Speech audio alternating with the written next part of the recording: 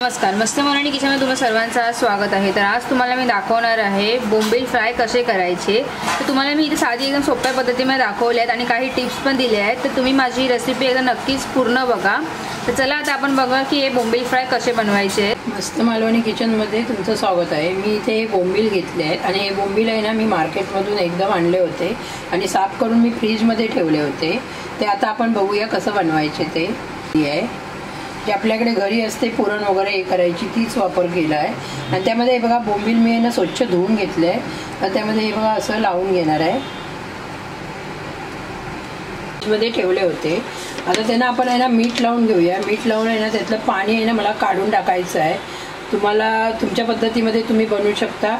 या मी हे बघा मीठ लावून असं ठेवणार आहे। त्याला बघा लिंबू घेणार आहे आणि लिंबू पिळणार आहे। लिंबू पिळल्यामुळे आहे ना त्याचं पाणी निघून जातं आणि बोंबील आहे ना आपले एकदम ना सुके खडखडीत फ्राय होतात। म्हणून मी हे असं दाखवते तुम्हाला। हे बघा पूर्ण असं लिंबू आहे ना मी लावून घेणार आहे। हे बघा अर्धच लिंबू मी वापर केला आहे, अर्ध्या लिंबाचा। आणि याला हे बघा आता असं मिक्स करणार आहे। म्हणून मी हे चाळणीमध्ये बोंबील घेतले आहे। चाळणीमध्ये घेतल्यामुळे काय होणार माहिती आहे, पाणी आहे ना निघत जाणार आपलं। खाली एक प्लेट ठेवली आहे मी आणि हे बघा आता बोंबील असं आहे ना त्यामुळे लिंबू लावल्यामुळे काय माहिती आहे हिवसपणा पण येत नाही, त्याचा निघून जातो हिवसपणा। आणि हे बघा हे आता आपल्याजवळ जर वजन असेल काय तर वजन पण ठेवू शकता। मी याच्यावर प्लेट ठेवणार आहे आणि छोटा माझ्याकडे खलबत्ता आहे जे आपण कुटून घेतो ना आलं लसूण पेस्ट वगैरे तो ठेवणार आहे। हे बघा ज्यावेळी आपण हे लावतो ना लिंबू लावतो त्यावेळी लगेच पाणी निघतं। हे बघा हे अशा पद्धतीने मी ठेवून देणार आहे आणि यावरती नाही बघा अशी एक प्लेट ठेवणार आहे। हे बघा प्लेट थोडी ना अशी दाबेल माझी आणि त्यावरती मी खलबत्ता ठेवायला दाखवते। जवळ खलबत्ता आहे, हा खलबत्त्याचं असं वजन ठेवणार आहे मी। जेवढं जमेल तेवढं तरी पाणी निघेल। त्यामुळे माझ्याकडे काय ते गावी कसं पाट्याखाली वगैरे ठेवतात तसं मी ठेवलं नाही आहे। हे बघा पाणी निघायला सुरुवात झाली आहे।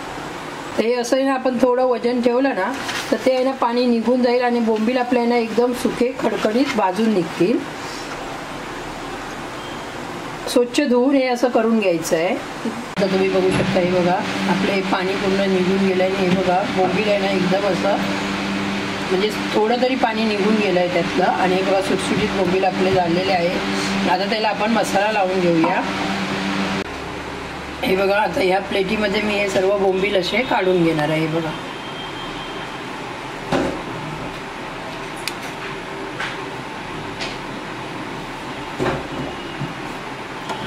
लावून ठेवलं ना की परत बोंबील धुवायचे नाही। अगर तुम्ही धुतले ना बोंबील तर त्यामध्ये परत पाणी जाईल आणि ते परत आहे ना लबलबीत होतात भाजत्यावेळी असं। त्यामुळे ना परत त्यांना पाणी नाही धुवून नाही घ्यायचं। एकदाच काहीतरी 3-4 वेळा जे स्वच्छ धुवून घ्यायचं पहिलीच वेळ। आता हे बघा मी चाळणीमधून सर्व बोंबील आहे ना काढून घेतले आहे आणि त्यांना आहे ना पहिलं मी हे बघा आलं लसूण पेस्ट लावणार आहे। ज्यामध्ये ना मी कोथिंबीर घेतली, आलं घेतलं, लसूण घेतली आणि 2 मिरच्या टाकल्या हिरव्या आणि यांना वाटून घेतलं आहे बघा असं। आणि ते आता लावून घेते मी। मला बोंबील जरा चांगले झणझणीत बनवायचे आहे आणि हे बघा असं व्यवस्थित पेस्ट लावून घेणार आहे। त्यामध्ये कोकम अगर तुमच्याजवळ लिंबू नसेल तर कोकम लावून ठेवलं तरी चालेल, पण लिंबाने पाणी जास्त निघतं।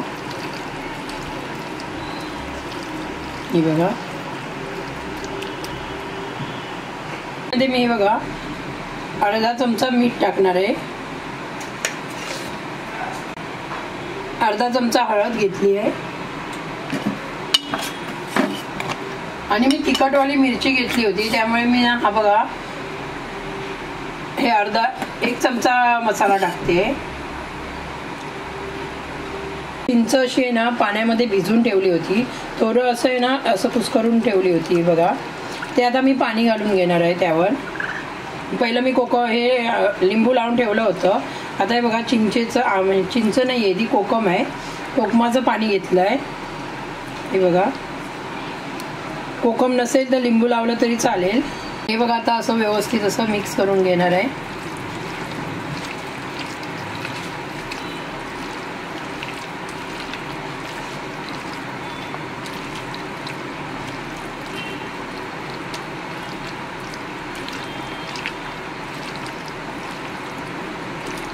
हे बघा हे मी परत 15 मिनिटं असंच ठेवून घेणार आहे। आता हा बघा इथे मी ना अर्धा कप रवा घेतला आहे. चमच्याने बघितलं तर 4 चमचे मोठे 4 चमचे रवा आहे.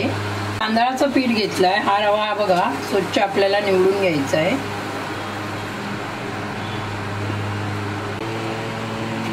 आणि हे बघा आता इथे ना मी तांदळाचं पीठ घेतलं आहे.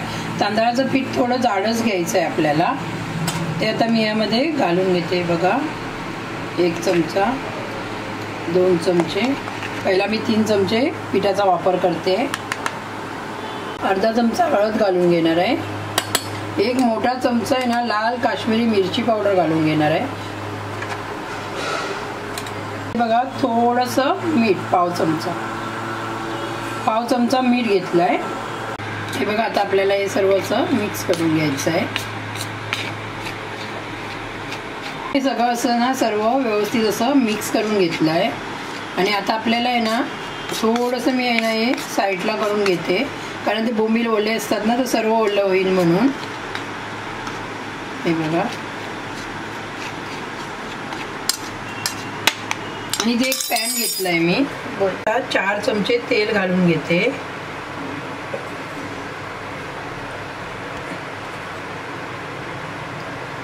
पंधरा मिनिटं झालेली आहेत. आपले बोंबील पण व्यवस्थित मॅरिनेट होऊन तयार झाले आहेत.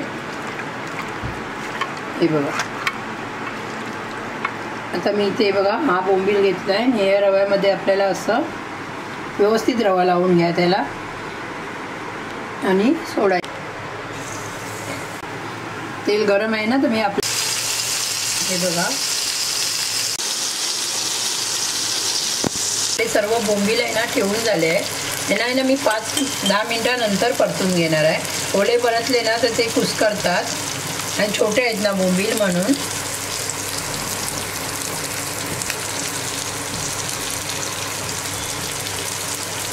आता हे बघा आपल्याला हे 10 मिनिटं झाली आहे त्याला.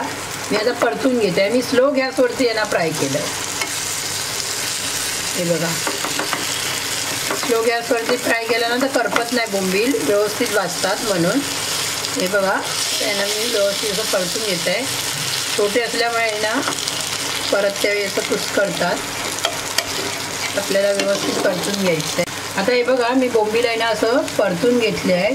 ते छोटे असल्यामुळे ना थोडं एकदम ते नरम असतात ना, त्यामुळे ते लबलबीत असतात, त्यामुळे कुस्करतात. ते बघा आपल्याला असं सुटं करून घ्यायचं आहे त्यांना. आणि आता व्यवस्थित मी भाजून घेणार आहे. आपले बोंबील आहे ना दोन्ही साईडने व्यवस्थित असं कुरकुरीत भाजून तयार आहे. ते बघा कुस्करत आहेत छोटे असल्यामुळे. हे बघा आणि आता मी परतून दाखवते. हे बघा व्यवस्थित असे भाजून आले. छोटे आहेत ना त्यामुळे ते तुटत आहेत फटाफट. हे बघा हे खूप छान बनले आहेत आणि एकदम कुरकुरीत बनले आहे. छोटी मुलं पण खाऊ शकतात. आणि बोंबील आहे ना आपल्याला चांगले असतात दुसऱ्या मच्छीपेक्षा.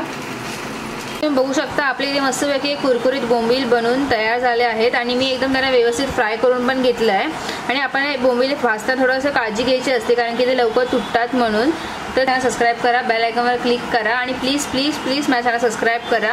आणि तसं तुम्हाला माझ्या नवीन नवीन रेसिपीज अजून भेटत राहतील. आणि थँक्यू.